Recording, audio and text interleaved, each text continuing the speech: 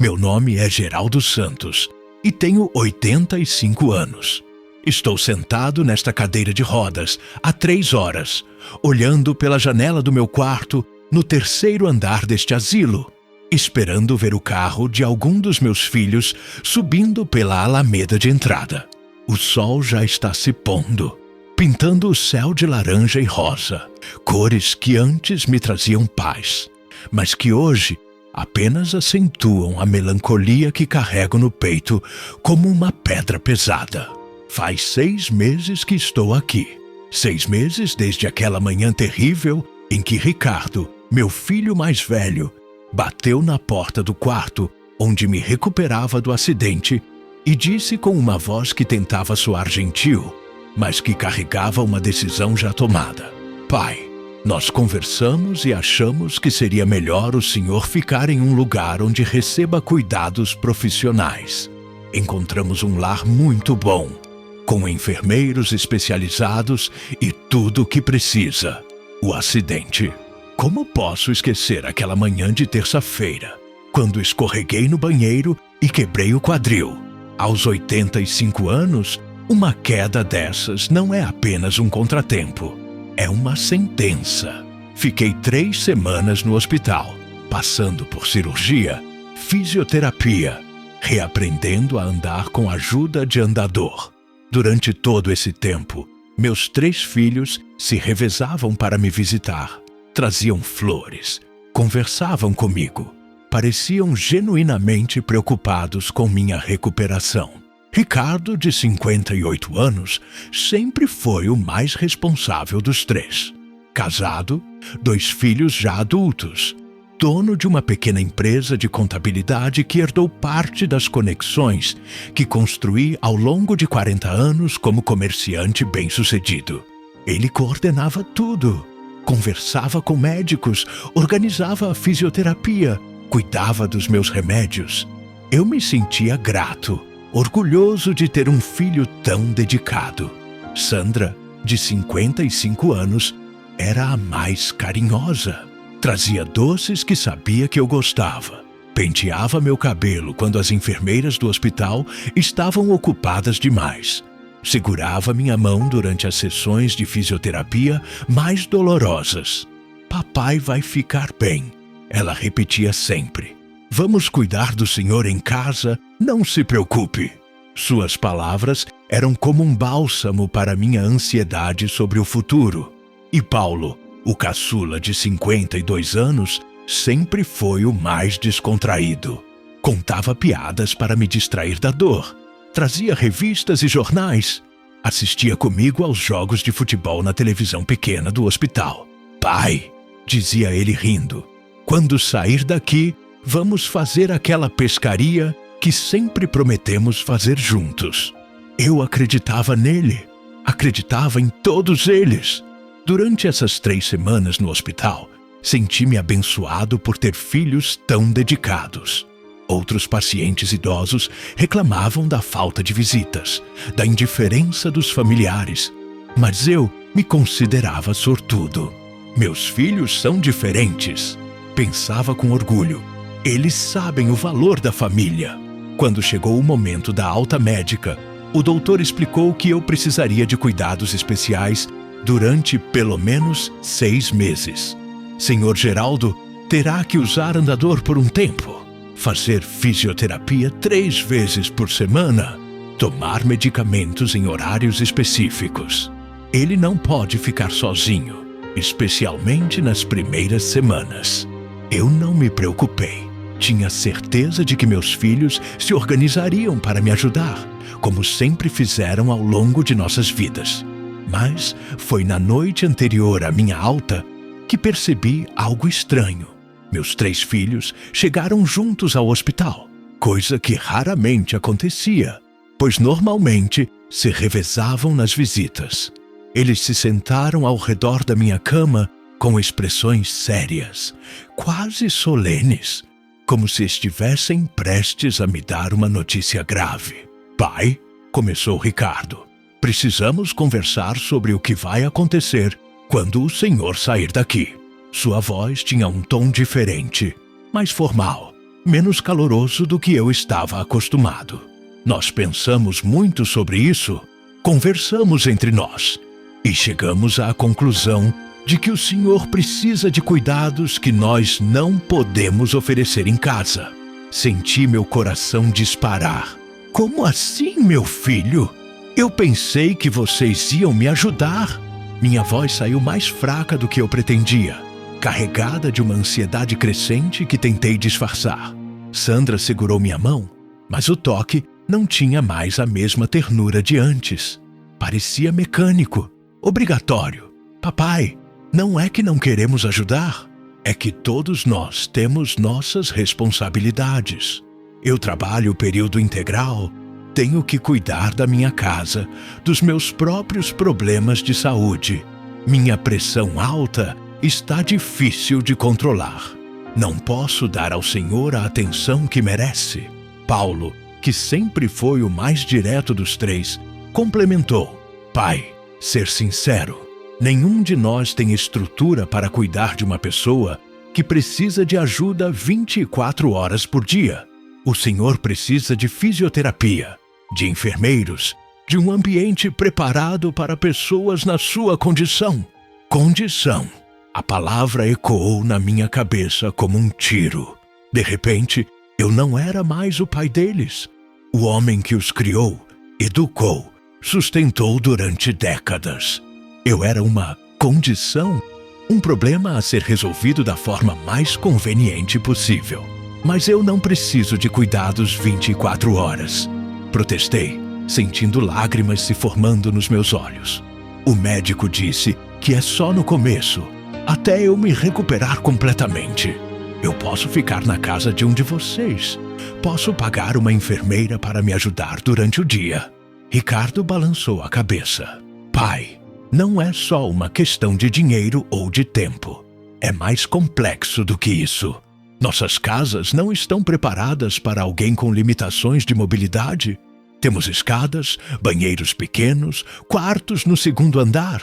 Seria perigoso para o senhor. Eu conhecia as casas dos meus filhos. Conhecia cada cômodo, cada escada, cada detalhe.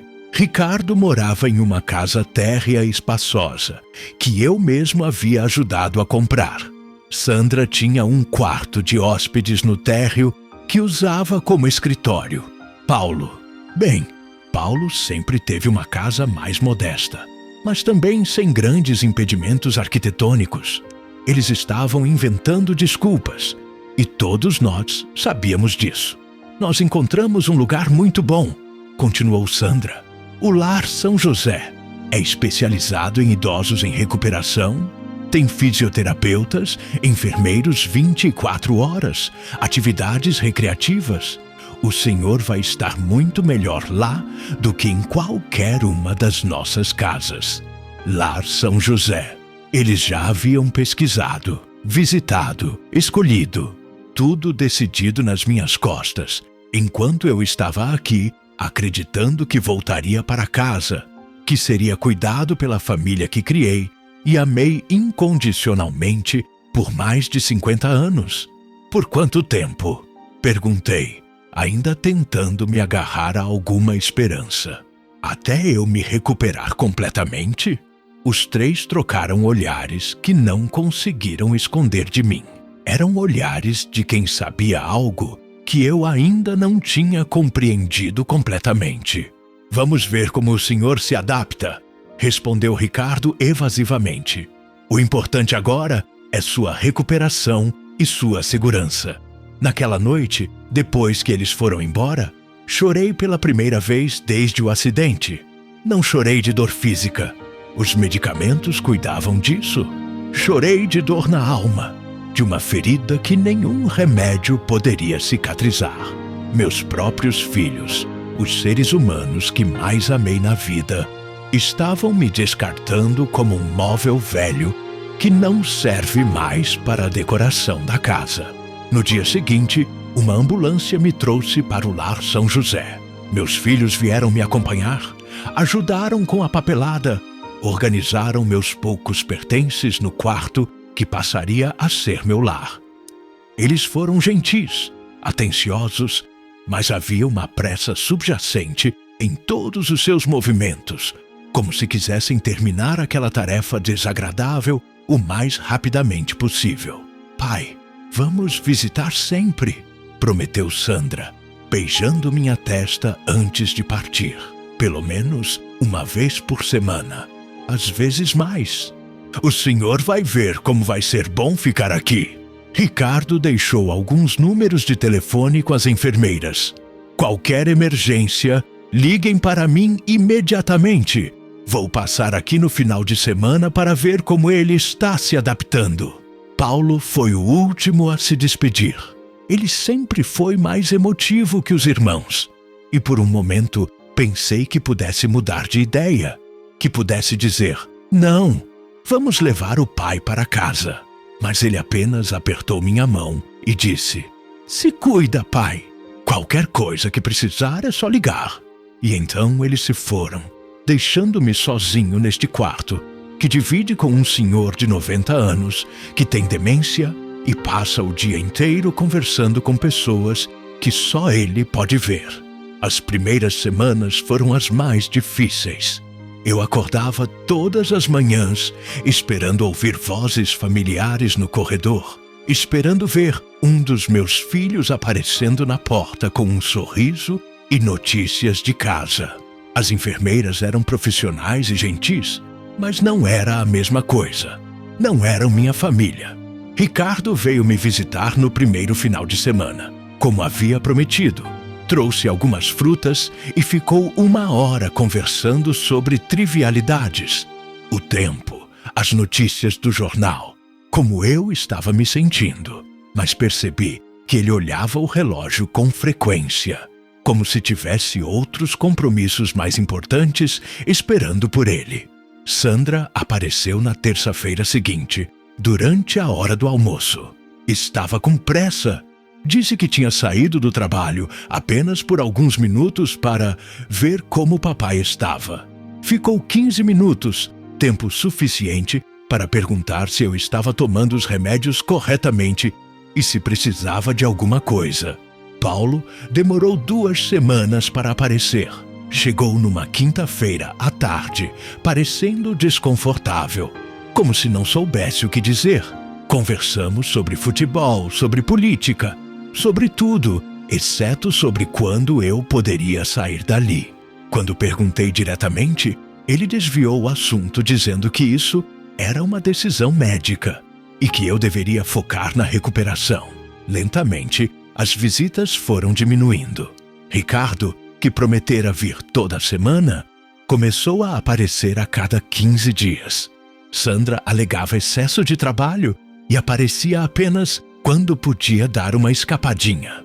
Paulo simplesmente parou de vir, ligando ocasionalmente para saber como eu estava, em conversas de 5 minutos que terminavam com ele dizendo que estava muito corrido, mas que em breve daria uma passadinha. Foi há 3 meses que tive a revelação mais dolorosa. Estava na sala de convivência, tentando assistir televisão para me distrair, quando uma das enfermeiras atendeu o telefone na recepção. Ouvi minha voz sendo mencionada e prestei atenção à conversa. Sim, senhor Ricardo, seu pai está bem, dizia a enfermeira. Está tomando os medicamentos, fazendo fisioterapia, se alimentando normalmente. Pausa. O senhor quer que eu diga alguma coisa específica para ele? Outra pausa, mais longa. Entendi. Pode deixar. Eu falo que o senhor ligou perguntando por ele. Ricardo havia ligado para o asilo para saber de mim, mas não havia pedido para falar comigo. Ele queria apenas um relatório médico, como se eu fosse um paciente sob sua responsabilidade legal, não seu pai que sentia saudades da sua voz. Naquela noite, chorei novamente. Chorei pela segunda infância forçada que me impuseram, pela perda da dignidade de tomar minhas próprias decisões, pela descoberta de que o amor que pensei ser incondicional tinha, na verdade, condições muito claras. Enquanto eu fosse independente e não representasse trabalho extra, era um pai amado. No momento em que me tornei um fardo, passei a ser um problema a ser terceirizado. As semanas se transformaram em meses, e as visitas se tornaram cada vez mais espaçadas e superficiais. Quando apareciam, geralmente nos feriados ou em datas como meu aniversário, meus filhos chegavam com presentes simbólicos e conversas cheias de desculpas sobre por que não podiam vir com mais frequência. Pai, o trabalho está muito puxado, dizia Ricardo, mas penso no Senhor todos os dias. Papai, minha pressão está descontrolada. Não posso me estressar com visitas longas, explicava Sandra. Mas o Senhor sabe que está sempre no meu coração. Paulo nem apareceu no meu aniversário de 85 anos. Ligou no dia seguinte dizendo que tinha esquecido completamente por causa de um problema no trabalho, mas que compensaria na próxima semana. A próxima semana nunca chegou. Foi ontem que aconteceu o incidente que me fez finalmente entender a realidade da minha situação. Estava no jardim do asilo, sentado debaixo de uma árvore, quando ouvi duas visitantes conversando sobre seus pais internados ali. Uma delas dizia para a outra: eu venho ver minha mãe 3 vezes por semana. Sei que é muito trabalho, mas ela cuidou de mim a vida inteira. Agora é minha vez de cuidar dela. A outra respondeu: você tem sorte de conseguir vir tanto assim.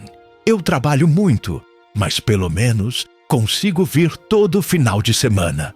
Meu pai fica sempre esperando, conta os dias até minha visita. Ouvi aquela conversa e senti uma inveja terrível dessas duas mulheres desconhecidas.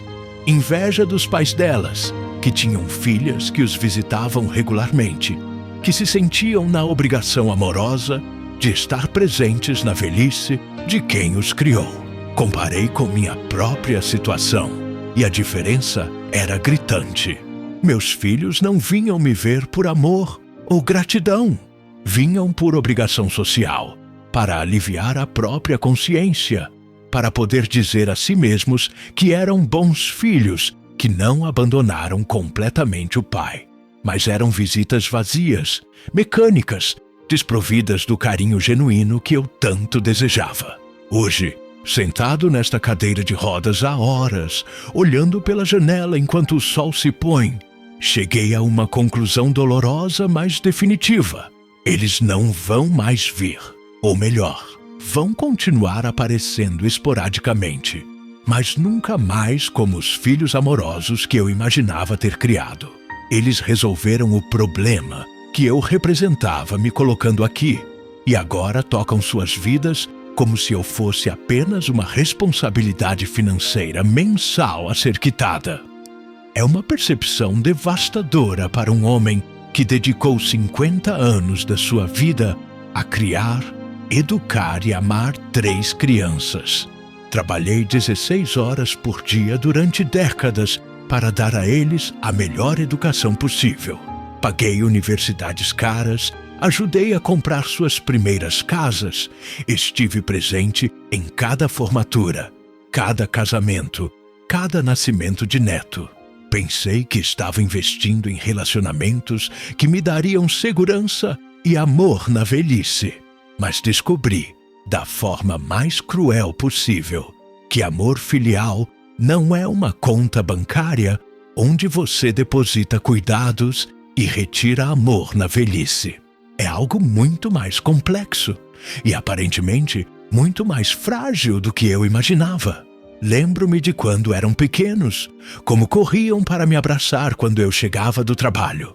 Ricardo, sempre sério mesmo criança, me mostrava os desenhos que fazia na escola. Sandra me cobria de beijos e dizia que eu era o papai mais bonito do mundo.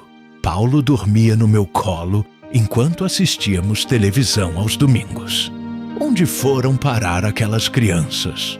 Quando se transformaram nesses adultos capazes de descartar o próprio pai como um móvel velho? Foi quando tiveram seus próprios filhos e descobriram que o amor tem limites práticos? Foi quando suas vidas ficaram muito corridas para incluir um pai idoso e dependente? Talvez eu também tenha culpa nisso. Talvez tenha sido um pai presente financeiramente, mas ausente emocionalmente. Talvez tenha ensinado a eles, sem perceber, que relacionamentos são transacionais. Enquanto você oferece algo útil, é valorizado. Quando se torna um peso, é descartado. Mas mesmo assumindo minha parte da responsabilidade, não consigo aceitar a frieza com que fui tratado. Não consigo compreender como filhos podem dormir em paz, sabendo que o pai que os criou está definhando sozinho num asilo, contando os dias entre uma visita superficial e outra. A solidão aqui é diferente de qualquer solidão que já experimentei. Não é a solidão de quem mora sozinho, mas tem família e amigos para visitar. É a solidão de quem foi conscientemente abandonado pelas pessoas mais importantes da sua vida. É uma solidão que tem gosto de traição, cheiro de ingratidão, textura de desespero. Vejo outros idosos aqui que recebem visitas regulares de filhos, netos, bisnetos. Famílias inteiras que chegam aos domingos para almoçar juntas no refeitório do asilo. Crianças correndo pelos corredores, avós sendo empurrados em cadeiras de rodas pelos jardins, enquanto conversam sobre a vida, planos para o futuro, memórias do passado. Eu observo essas cenas com uma mistura de alegria e tristeza. Alegria por saber que ainda existem famílias unidas pelo amor verdadeiro. Tristeza por confirmar que a minha não é uma delas. Dona Mercedes, que divide o quarto ao lado com outras 3 senhoras, recebe visita dos filhos toda terça e quinta-feira. Às vezes, eles trazem os netos, que chamam ela de vovó querida, e disputam quem vai empurrar sua cadeira de rodas.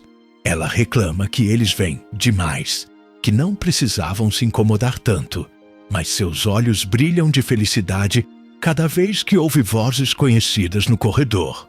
Seu Joaquim, de 89 anos, tem 4 filhos que se revezam para visitá-lo diariamente. Eles organizaram uma escala. Segunda é com Maria, terça com José, quarta com Ana, quinta com Pedro, e no final de semana vêm todos juntos com os netos.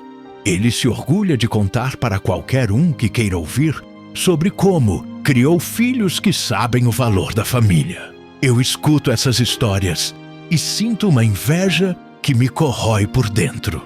Não é inveja da atenção que eles recebem, embora também sinta isso.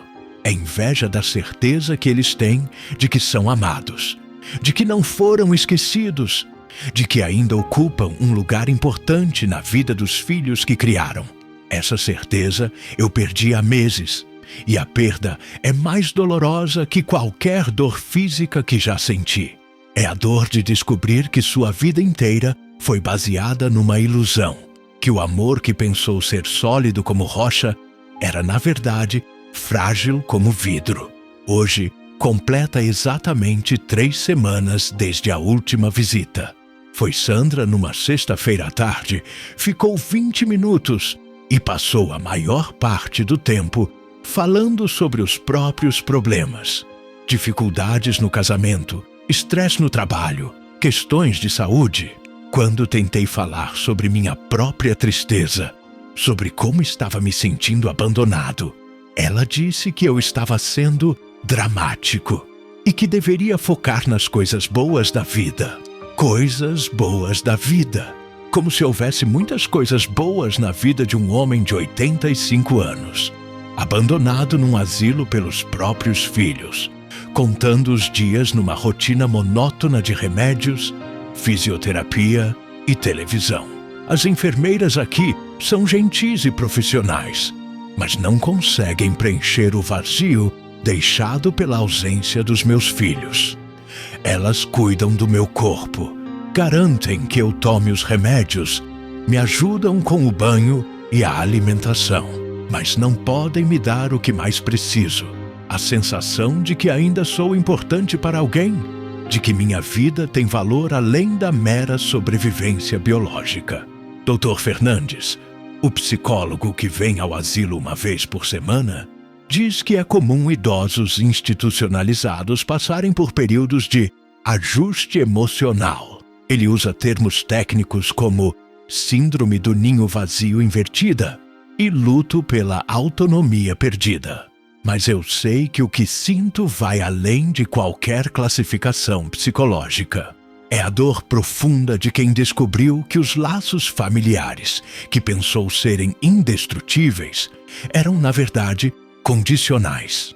Tento encontrar explicações que amenizem a dor. Talvez eles estejam realmente muito ocupados. Talvez tenham seus próprios problemas e dificuldades que não consigo compreender. Talvez acreditem genuinamente que estou melhor cuidado aqui do que estaria em casa.